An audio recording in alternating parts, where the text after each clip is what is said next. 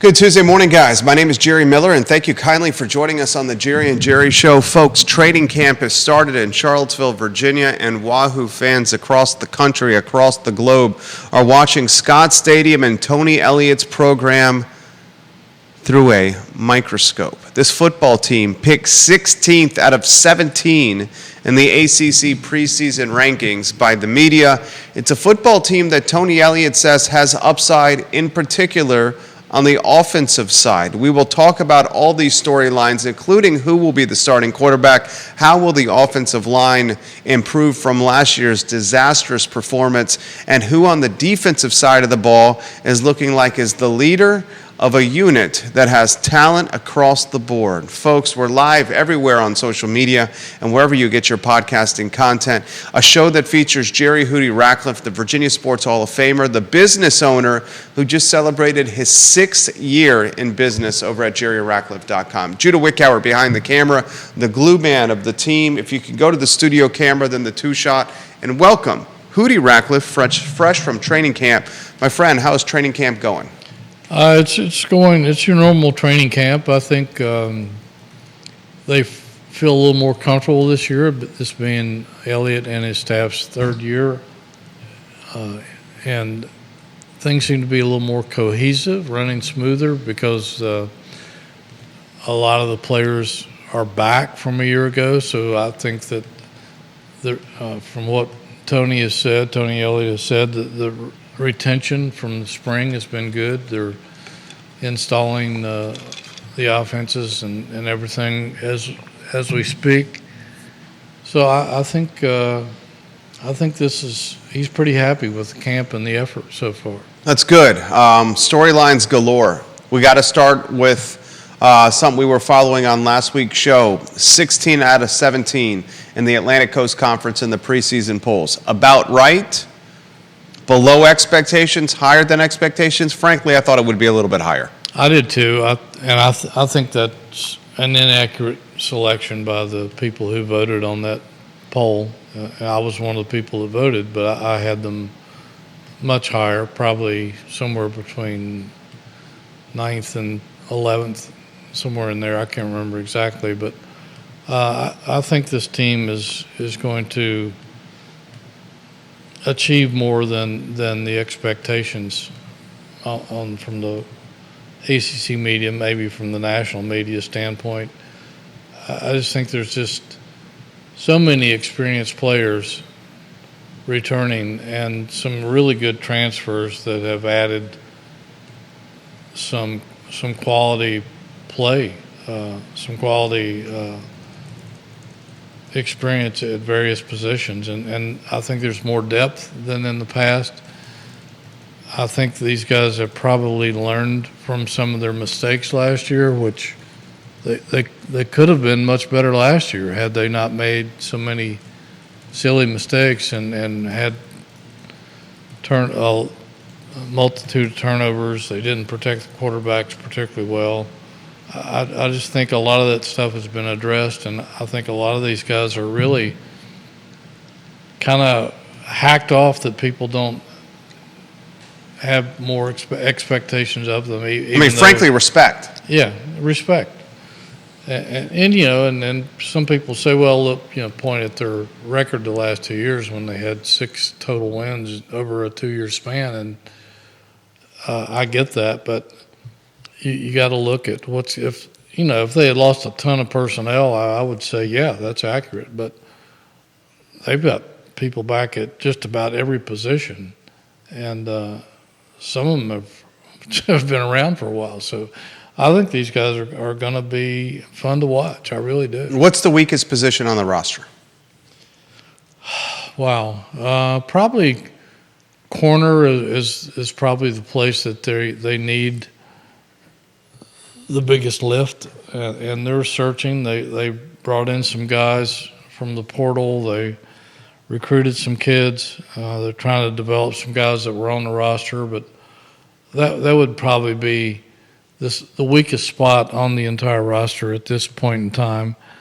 And they have some guys that have played there. They just haven't stood out in the proper way at this point. So that's always a place of major concern, because if you're weak at corner, it usually shows. It's revealed pretty quickly, and so that's something that they're trying to improve and correct before they hit the field. Strongest position on the roster, deepest position on the roster. They got a number of one we could include in this conversation.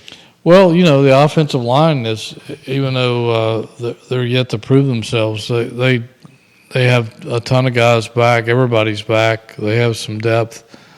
Everyone's back on the offensive line. They have depth. They have a center that's a pro prospect, and they have, frankly, a chip on their shoulder, because we can make a legitimate argument last year that it was the weakest unit and it cost the team in a number of games. Yeah, they gave up tons of sacks last year, a lot of pressures. Musket gets injured. Yeah, tackles for loss. Couldn't really develop a reliable running game. I think all that's going to be improved this year. And the defensive front, that front seven has a lot of experience back as well. And so I think, I really think that that front seven is going to be tough to run against. And that's something that they have to improve upon, because last year in rushing defense, they were ranked 114th in the country. And that can't happen again if these guys want to win more than 3 games. We'll talk all the positions on today's edition of the Jerry and Jerry Show, as this Wahoo football team, right in the middle of training camp. I mean, 16 out of 17 in the preseason polls. I think it's a misprediction as well. You got 2 quarterbacks returning that are legitimately both starting quarterbacks, guys that can start on a number of programs in the Atlantic Coast Conference. You got a tailback in Kobe Pace, who was a one-time starter at Clemson. You got your entire offensive line returning depth in the trench, and a unit that needs to prove that they are not the weak link. You got a kid coming from Notre Dame that returned a touchdown, returned a punt for a touchdown, a kick for a touchdown, and caught a ball for a touchdown. An explosive wide receiver in Tyree that Tony Elliott said is maybe the fastest guy he's ever seen on a football field. That says something, considering he spent a lot of time in Death Valley. You got Jonas Sanker returning, who looks like a professional football player. He's preseason All-ACC. You got a defense that's loaded with talent. You got a special teams unit that we've heard the scuttlebutt is much improved. I mean, this is a team that lost a number of games in single-digit fashion last year that I would not want to play. And if they can jump out of the gates, I know it's an if, and I'll throw it to you, Hootie. If they can get out of the gates with a 4-0 start, a 3-1 start, get to 5 games early in the season, then they have the boost of confidence. This is a team to watch out for. Yeah, I agree. And, they have to win early. They open up at home against Richmond. Then I think the next couple of games are crucial, at Wake Forest and here against Maryland, and they've got to win at least one of those 2 games, if not both, I think, because those are just critical toss-up games that they can't afford to lose. And then they go down to Coastal Carolina, which is not going to be easy, but I think Virginia should probably be favored to win that game. And then they come back home against Boston College and Louisville, both winnable games. They could have won both of those games last year on the road. So, those first 5-6 games, they have a chance to win all of them. I'm not saying that they will, but they have a chance to. They certainly will be favored in some of those games. But then, after that, the schedule just hardens big time, and they're not going to be favored to win many of those games in the back half of the schedule. So they've got to get some wins under the belt early, some confidence under their belt early. If they do that, then they can compete against the tougher teams in the league, whether it's here or on the road. But the key is getting off to a fast start and proving that they can they can play with these people. Richmond, 31st of August, ladies and gentlemen. We're 25 days from kickoff with the Spiders in Scott Stadium, a 6 o'clock kick the last Saturday in August. Then Wake Forest and Winston-Salem, week 2. Maryland Terrapins at home at Scott Stadium, week 3. Coastal Carolina and Conway, South Carolina, week 4. You got a bye week before Boston College comes to town for homecoming. I could make a legitimate argument, and some folks are going to laugh, that this team could start the year, could is the key word, 5-0. It's not impossible. It's certainly not impossible. I mean, Wake Forest was picked at the bottom of the league. Right. They should hammer the Richmond Spiders. This is not the Maryland Terrapins team of old. No. As you said, they'll be favored at Coastal on the road, or at least they should be. This ain't Matty Ice's Boston College team. And it's a homecoming Scott Stadium game. Yeah, they have Boston College has a new coach in Bill O'Brien. Of course, we know his background. But still, that game's here. Virginia should have won that game last year on the road. Coastal Carolina is always a dangerous team, but I think Virginia should win that game. Then I think the two huge games are at Wake Forest and here against Maryland. And Maryland's picked 11th in their league. Tagovailoa is gone, so they're breaking in a new quarterback. Wake Forest, Virginia's had trouble slowing down that offense for years now. And they need to figure out a way to contain that. But all those games are winnable games. I'm not saying that they will win them, but they're certainly. You can't discount that they have an opportunity to win all of those games.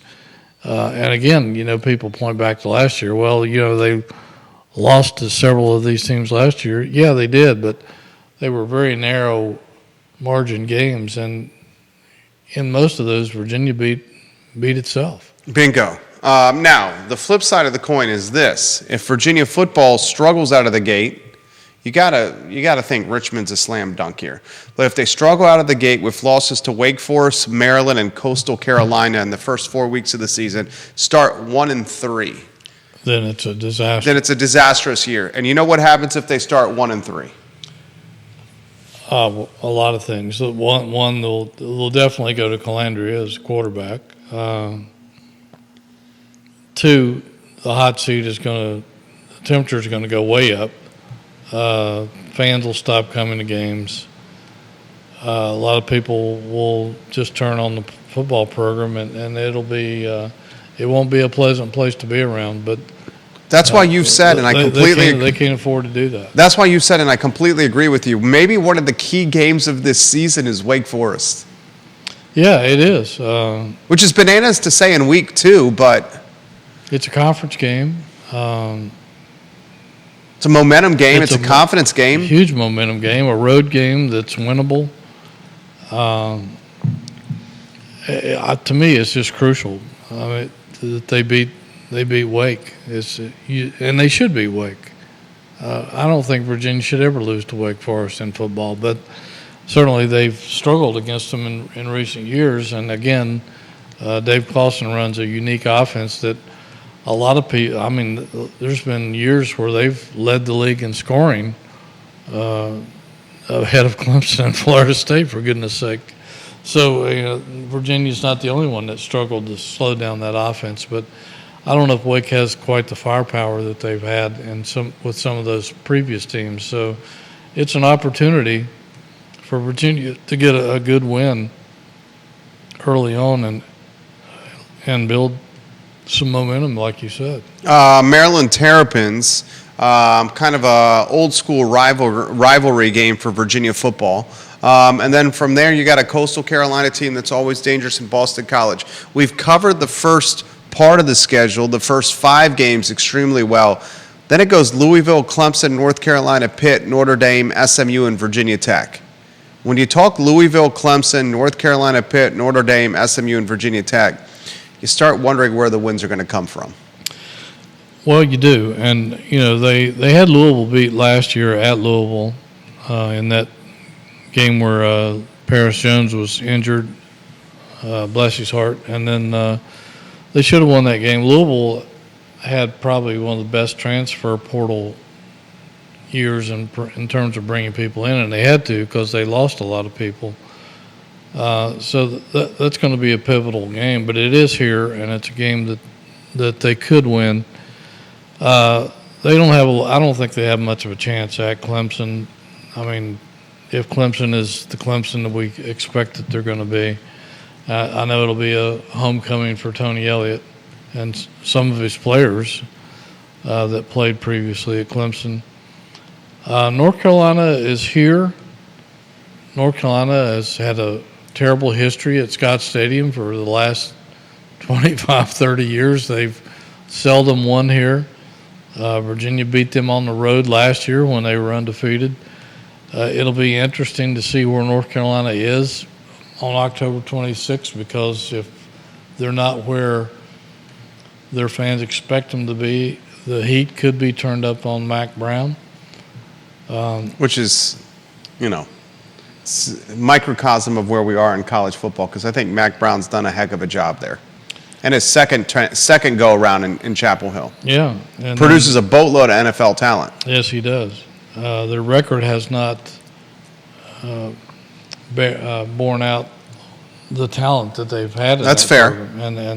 But he's putting them in bowl games. They just haven't really contended for the title, which has been very disappointing. I know there was some heat on him late last season in certain circles down there, so I think people are having a watchful eye on that situation.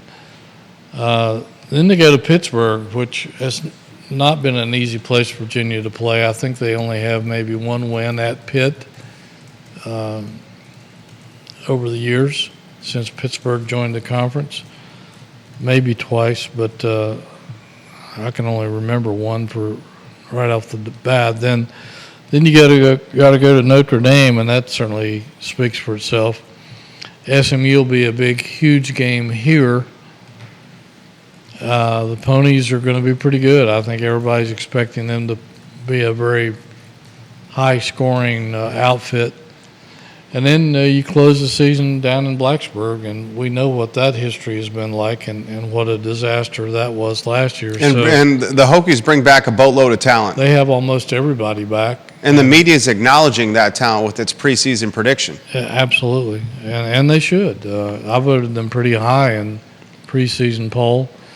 I think they're going to be really good. They should be. If they don't, something's wrong. John Blair watching in Stanton. We love John Blair. Go Big Blue. He's a Michigan fan. He says, Jerry and Hootie, the key to stopping Wake's slow mesh is pressure. Pressure doesn't allow the mesh's picks to develop, and it prevents the quarterback from the late handoff like they did all game in 2021. Given the Wake talk, I'm interested in how both of you gentlemen view the 2024 D-line's ability to put pressure on the quarterback. He's talking Virginia's defensive line. Well, that's going to be a key, and I'm sure that's something that John Rudzinski is working on in training camp. We'll be talking to him, I think, this week. They were not very good at pressuring the quarterback last year, and that was a big disappointment with last year's team. And, some of that could be traced back to injuries, but there's a ton of experience coming back on this defensive line with Cam Butler, Ben Smiley, Jameer Carter, Chico Bennett up on the defensive line. And then you got Corey Thomas, who's so versatile. He could do a number of things. He can pass cover. He can rush the quarterback. I talked to him yesterday. I was really impressed with this kid. I think he's going to be a star. Transferred in through the portal, 6'4", 215, and just a real good athlete. And you've got Cam Robinson at linebacker and James Jackson, guys with experience. Cam Robinson, we talked to him the other day, and he had an incredible freshman campaign, made some freshman All-American teams, was a 4-star that came to Virginia over Florida State from down in Tidewater, and he said he feels so much more comfortable now and is some of his teammates said he's showing some leadership along with some of the older players. I think this front seven is going to be a force to be dealt with, and they need to prove that early and need to be dominant early if Virginia's going to win. And he is exactly right about what they need to do to slow down that Wake Forest offense, and that's going to be a huge key to that game, is whether they can put some pressure on Wake and make them do things they don't want to do, make them become one-dimensional. Comments coming in. Kevin Yancey, thank you for watching the program. Folks are wondering about Jonas Sanker, which we'll highlight. He comes to the football program to UVA from the Covenant School, where he played 7-on-7 football. And now Sanker is looking like one of the best safeties in the Atlantic Coast Conference, preseason All-ACC. I'm seeing comments galore about the quarterback play. What have you seen in training camp at the quarterback play? You got two guys that can start. You got a game manager in Musket, and you got the fan favorite in Calandria. Yeah, well, we haven't seen a whole lot of them. They worked on some red zone passing drills yesterday. We don't get to see the entire practice, as most people don't get to do at any college program anymore. I think we do get to watch one of the scrimmages this season, which would be the first time in a long time the media's been able to see a preseason scrimmage. So we'll learn more about them then. But I think both guys are bigger and stronger than they were last year. Calandria has really put on built his body, and he needed to. He was a rather smallish guy last year. So both those guys have improved their bodies and their strength in the offseason. A lot of the focus for Calandria was eliminating needless interceptions, and they don't want to take the gunslinger mentality. That's a away fine from line, them. Yeah, right? It is a very fine line. Yeah. You're exactly right about that. So that's something that's we'll be keeping a keen eye on through training camp as much as we get to see it. Bob Schott, I'm getting to your comments here in a matter of moments. Keep going, Hootie. Yeah, and Tony Musket is, he's the old reliable guy that's been around and doesn't beat himself, and a good leader and a tough guy that has earned the respect of all of his teammates. And he and Calandria are really close. They compete against each other every day in practice for playing time, but these guys have each other's back, and it's good to see that relationship because in today's modern football, it's tough to get through a season with one quarterback. So we don't know if we're going to see both guys playing in the first game or what, but it certainly hasn't been taken off the table. Bob Schott watching the program. This guy goes low at Burwood all the time on the golf course, always shooting in the red. And when he's done shooting in the red, Schott enjoys a cold pop or two as well, like we all do. He says he thinks the most important game on the roster, and he makes a good point here, the most important game on the roster might be the Richmond game. He says you win the Richmond game, you get off to a good start, and then you win the next game. You win the next game. For a team that struggled to win, he's indicating that every game is key, especially early in the schedule. Oh, you can't overlook anybody. But the one thing that Virginia's done, even through some of the struggles, is they've usually taken care of business against most of the FCS schools that they've played. Last year, the JMU game was an exception, although Virginia should have won that game. They came out of a rainstorm that delayed the game flat. The Dukes came out of the game ready to win. Rob Neal's watching the program. He's a JMU grad. He's pretty happy with that outcome. If it was not, and I understand that ifs are not worth much in sports, but if it was not for that rainstorm and that weather delay, Virginia wins that ball game. Oh, there's no question about it. They had JMU on their heels and had scored, I think Virginia had scored on 3 straight possessions, if I'm not mistaken, and had control of the game. And then when the storm hit and they went inside for about an hour or longer, the JMU staff, I'll give them credit, they did a hell of a job. In getting those guys refocused and coming back out. And they dominated the remainder of the game. Virginia completely went in the tank and didn't look like the same football team. So that was huge, and Virginia lost 36-35. But they beat Richmond in 23. I think they opened the season against them.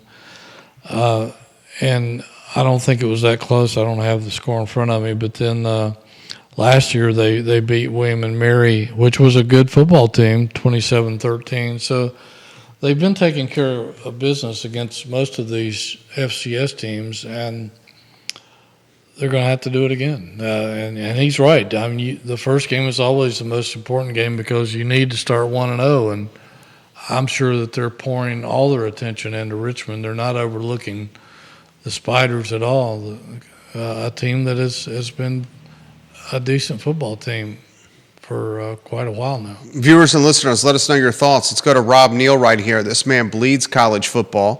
JMU Dukes fan. He says they're going to beat Coastal and Conway, no problem. He says Coastal lost their great quarterback, McCall. Who's win by 20 true. in Conway, and it will be a chippy ball game, he predicts. He knows more about Coastal than I do because JMU plays them, I guess, every year. And This guy bleeds purple. He should. Yeah. I mean, they've got a great football program. Hell of a department across the board. Yes, they do. They should. All the Dukes should be happy. It'll be interesting to see how they do under a new head coach and everything. But there shouldn't be much drop off, if any. And that's a good analysis on his part because he's probably seen a lot of Coastal football. I've seen a little bit of them on TV from time to time, but and kept up a little bit with them from afar. But I think he's right. I think Virginia should be able to go down there and handle that game, particularly if they do well in the first 3 games. I don't know who Coastal plays early on, so but I'm sure it's going to be like the Super Bowl to them too, to have an ACC team coming to Conway, South Carolina to play in their stadium. It's going to be a big day for their team and their fans to be jacked up. Kevin Yancey watching the program. He said, I've said this since the 1990s until UVA accepts partial qualifiers and lowers the academic standards for the football team. This program ain't going to do diddly squat. He says there isn't a high school senior who would pick CVille over the Midwest or the West Coast schools that offer easier academic environments.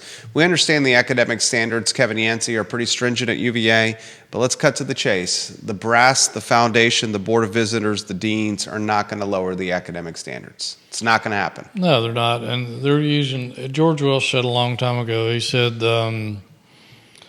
he said, I learned a long time ago you can't fight academics, and instead they embrace them and try to attract people that are interested in that aspect of college. It certainly didn't hurt them this past week in getting a commitment from Josiah Abdullah from Atlanta. I saw that on JerryRatcliffe.com. A 5-star wide receiver who Nick Saban went after twice when he was at Alabama and couldn't get him. He decommitted from Florida. Everybody in the South was after this guy: FSU, Auburn, Tennessee, Arkansas, Alabama, Kentucky, Missouri, Texas, Texas A&M, Ole Miss, Florida State, Penn State was after him, Michigan was after him. So they got to pick and choose. Certainly, they have a smaller recruiting pool than a lot of schools do, but and he's right that does impact the quality of the overall recruiting pool. I mean, there are certain guys that they just can't go after and can't get into school, and they don't even waste their time on them because they can't get them into school.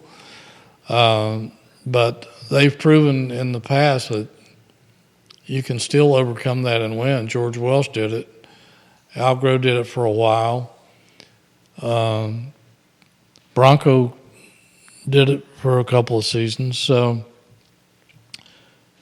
You can win here. I don't think they're ever going to compete for a national title or maybe even an FCS playoff or FBS playoff spot, but you can still win. And,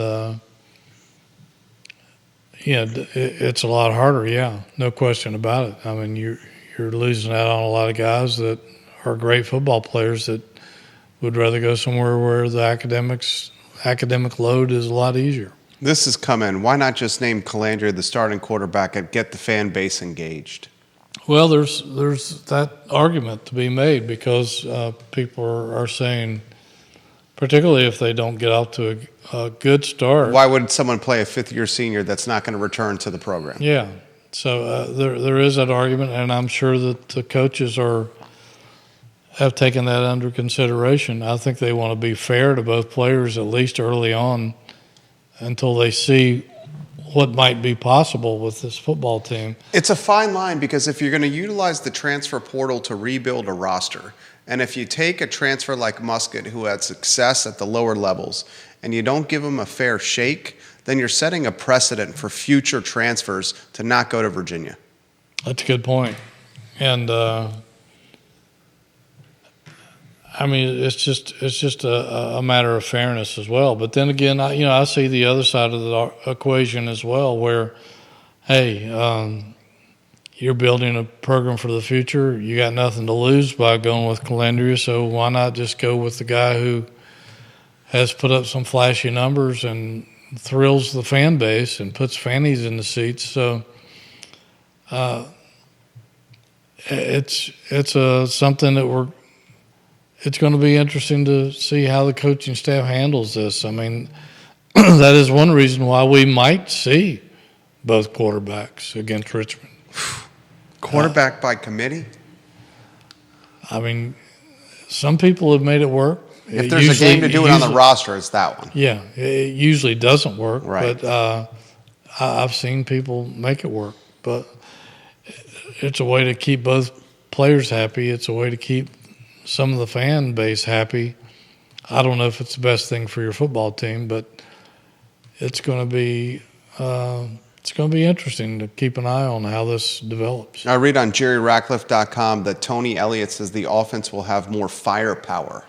Well, there's potential there, and I remember all last year hearing Tony and Des Kitchings, the offensive coordinator, talk about we just need that third receiver to emerge because everybody's somehow Malik Washington. I mean, he still had 100 catches? He overcame double teams, triple teams.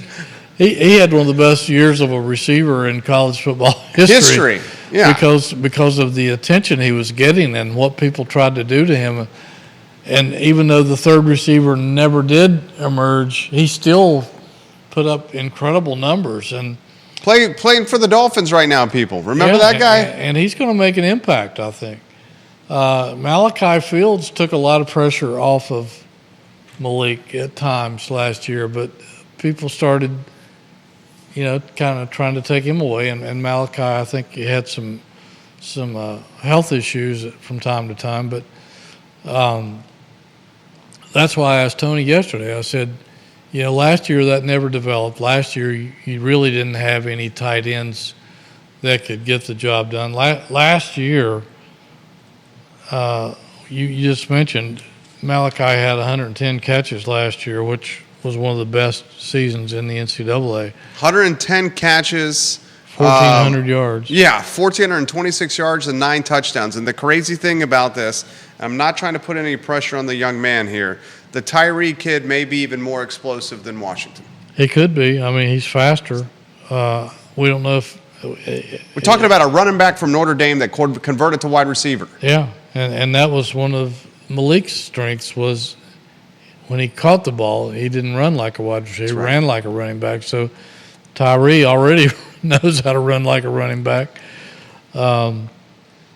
Last year, Malachi Fields had 58 catches for 800 yards and 5 touchdowns.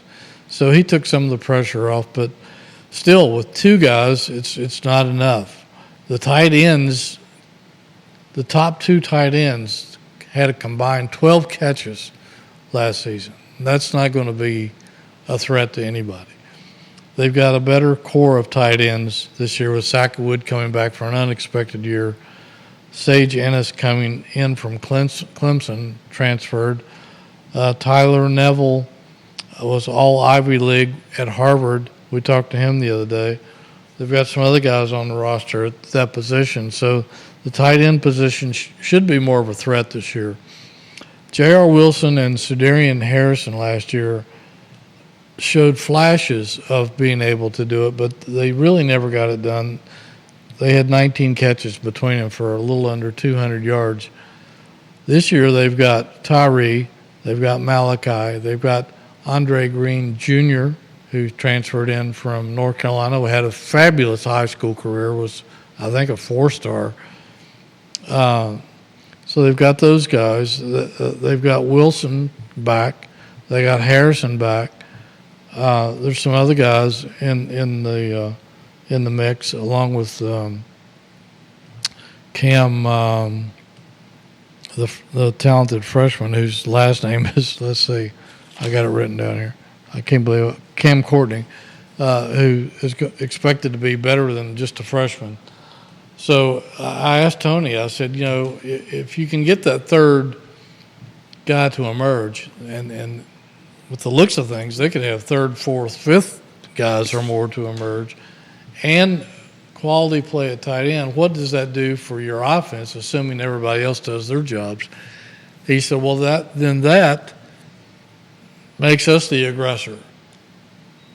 We can spread the field. They can't double team any of those guys. If they do, if they decide to play it safe and double team guys and die a slow death by giving us let us nickel and dime them to death, okay, that's fine. We'll run the football. And if they load up the box to stop the run, then they can't double any of these. We should get single coverage on these guys. If people are going to single cover Chris Tyree, you're in trouble. I'm going to be loving watching You're in trouble. that. You're in trouble. There's some serious matchup issues there. And it could be the same with some of these other guys.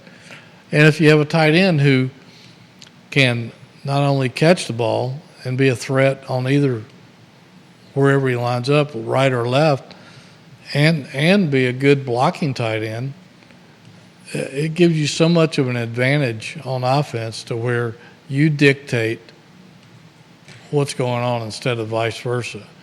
Defense can't make you one-dimensional like they did so many times last year when, again, they knew there was only 2 receivers that could hurt them. And you're going to force the ball to Washington. I mean, we give props to Washington for having 110 catches, but let's cut to the chase. He has 110 receptions last year because they force-fed the football to him. Yeah. And defenses knew that. Yeah, and he still had 110 catches. Yeah. I mean, that puts it in perspective. That's incredibly rare. Right. Incredibly rare. That's why he's playing for the Miami Dolphins right now. Exactly.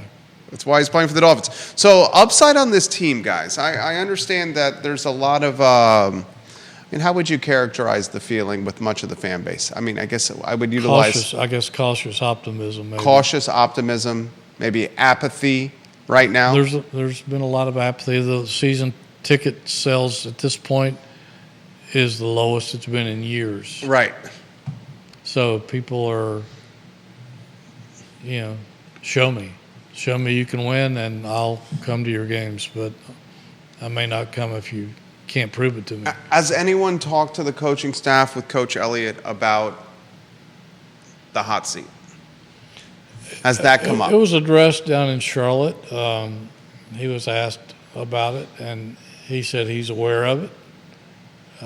He tries not to pay much attention to it. He just wants to coach and do his job and let the cards fall where they may.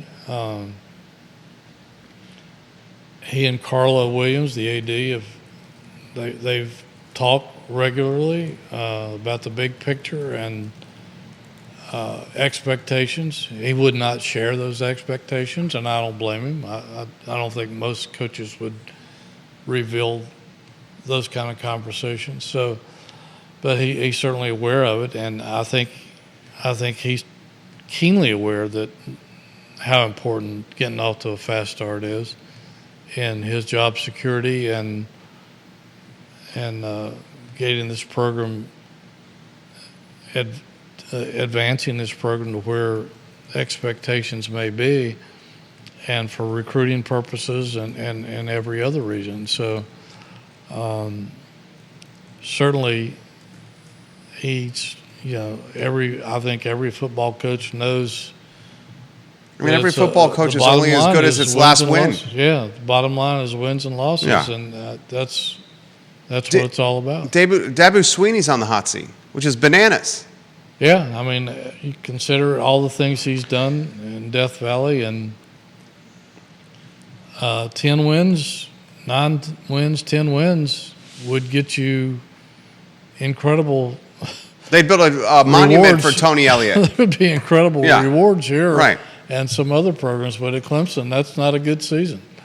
It's a good season. It's not a great season. It's not a memorable season when you've been to the pinnacle of college football and you've won national championships and you've battled the Alabamas and Ohio States and everybody else in the playoffs. And anything less than that, and it's hard to have those expectations every year, but it's been a while now for Clemson, and if they can't get back to at least competing for the ACC championship, there's some pressure down there. Rob Neal watching the program, he says that new scoreboard and sound system will be fun and something to add to fan experience. Bob Shada wants to know, might be drinking a Bloody Mary right now at Birdwood, is Carla on the hot seat? The athletic director. I would say not right now. Yeah, same. If things turn sour with football program, she'll have some tough decisions to make, and that some people, that reflects on the AD and who they hire. I think she's built so much equity and goodwill. She has, with the tremendous depth of the department across the board. Yeah, I mean, Virginia has one of the top athletic programs in the country. And I mean, just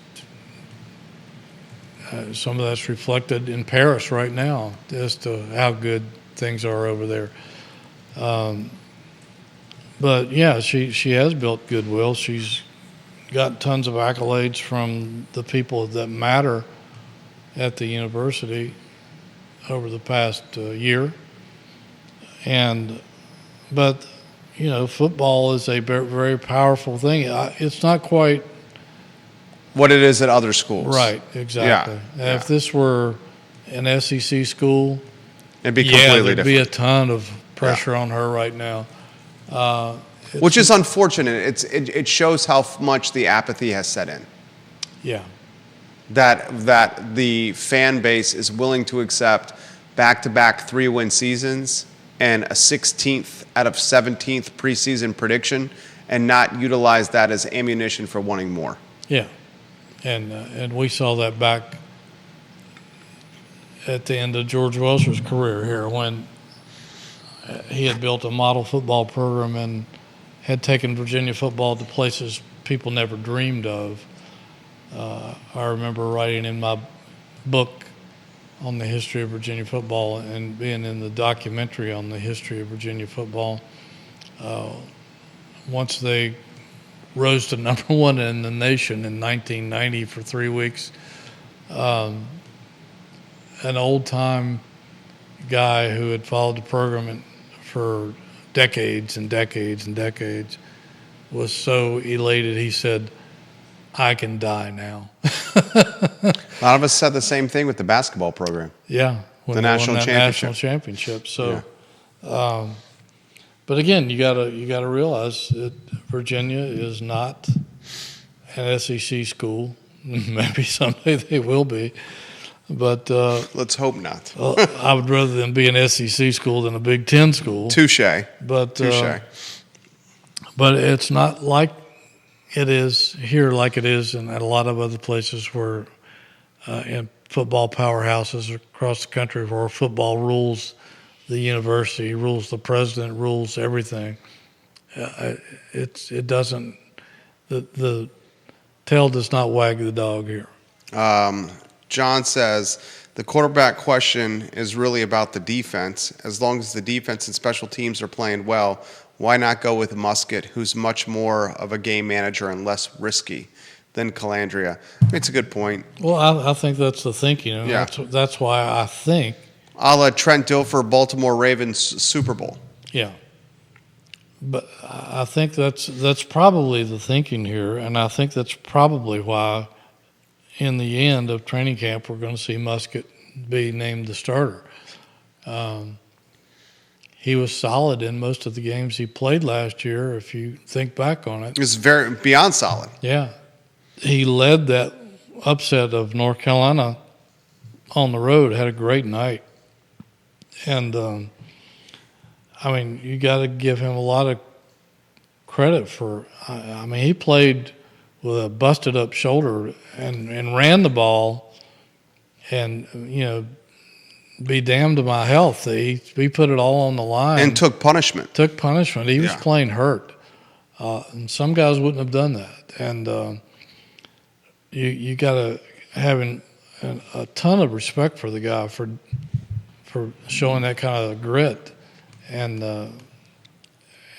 I know he earned all the respect of his teammates from doing that, and the coaching staff should have earned the respect from the fan base as well for gutting it out.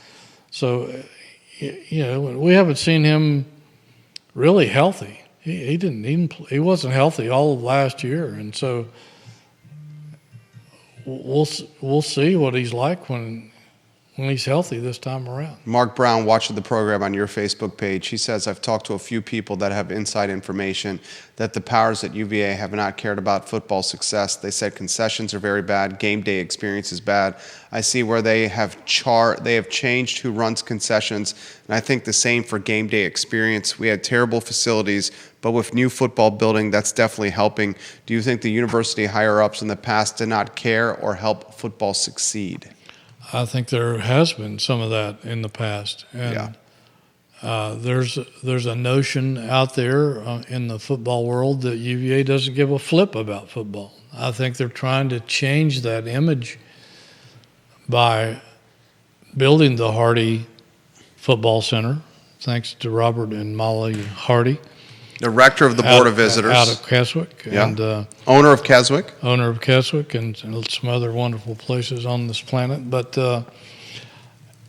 they're trying to change that image. They're trying to change that perception. And I think it's showing up a little bit in recruiting already.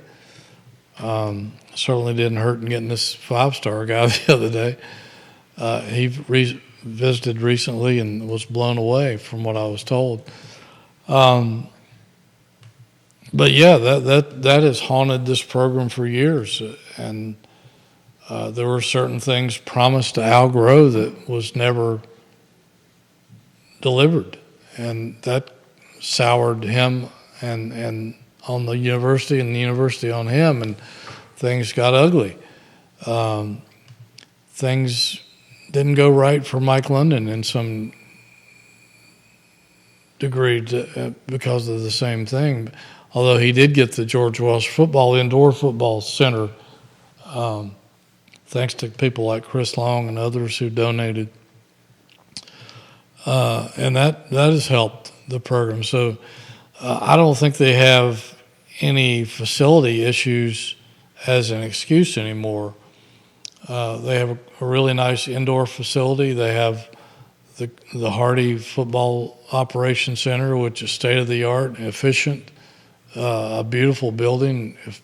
I don't know if they're giving tours of that, but if I were a Virginia football fan, I would want to see it.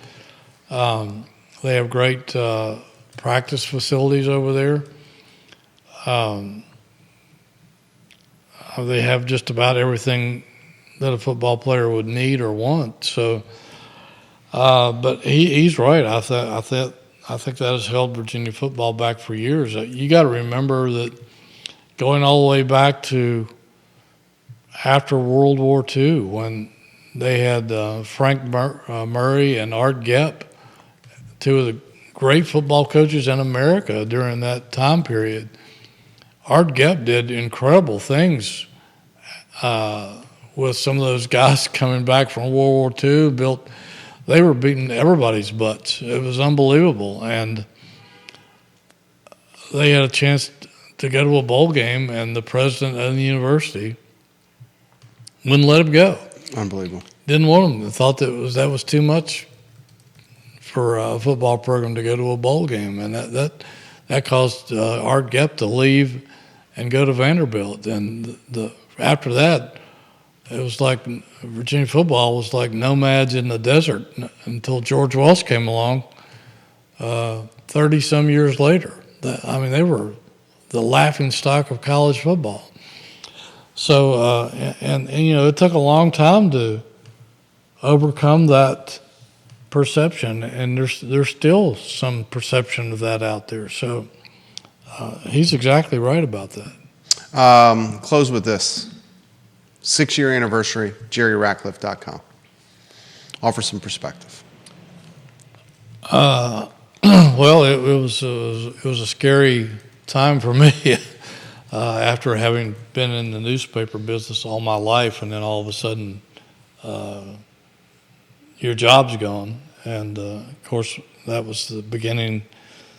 Not just me, but tons of other sports writers around the country who'd been in the business a long time didn't have jobs anymore. There's a lot of newspapers that don't have sports columnists anymore.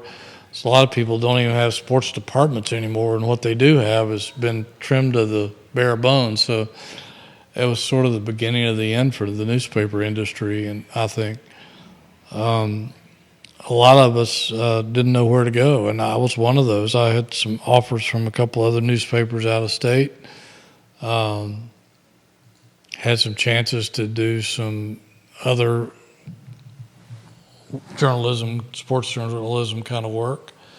I really didn't know what to do, and I was prompted by a lot of my readers to start a website and continue to cover Virginia athletics because they liked my brand and what I had brought to the business. It was really scary. I was a guy that I hired many years ago in another world. Dave Scarangella reached out to me to try to help me build a website, and Chris Graham over the mountain at Augusta Free Press took it from there. Wanted to pay it back. He said that he had admired what I had done in my career and looked up to me and wanted to pay it back and help me in a world that I was unfamiliar with, which is digital media, internet, etc. And we took off. It was a lot of hit and miss, experimenting and stuff along the way. I had no idea what to expect or even how to do it. I've had to continue to build the brand pretty much on my own with a little help, and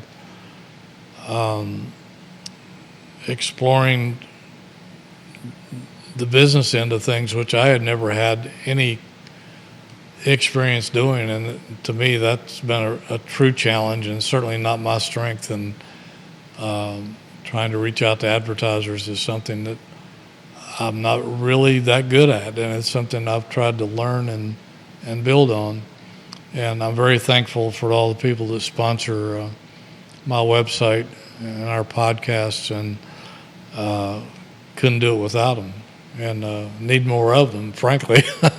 And if you're listening out there and you want to build your business around our brand, then we have a ton of, we've had millions and millions of visitors to our website over that span of time, and we have incredible reach. And certainly with Jerry reaching out to me and us starting this show, this is our 1-year anniversary doing this show, and it's been a lot of fun, and we hope to get some more advertising support for this project as well.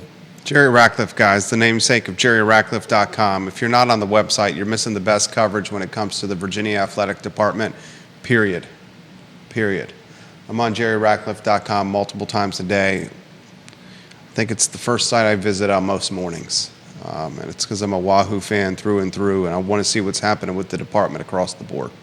He's an award-winning writer. He's a Virginia Sports Hall of Famer, and he's a business owner who just celebrated his sixth year in business. So congratulations to Hootie. Thank you to our glue man, Judah Wickower, behind the camera. MVP. MVP. And it's the Jerry and Jerry Show, one of the best ones we have done. Available wherever you get your social media and podcasting content. The I Love CVille Show is up. Oh, let me inject this real quick. Please. The great Sean Moore, number 12, will be our guest right here in this seat next week. Really? Yeah. Sean Moore in studio next Tuesday. Yeah. Thanks to the Hootie Ratcliffe. I guess you would say the contact list on the iPhone. Hootie may say the Rolodex over there. But still, Hootie Ratcliffe has got a Rolodex that no one has. Sean Moore in studio next Tuesday. Tell your friends. And tell your fellow Wahoos. So long, everybody. It was awesome. You got Sean Moore. That's big time. That's big time. Yeah. Nicely done. Yeah, that'll be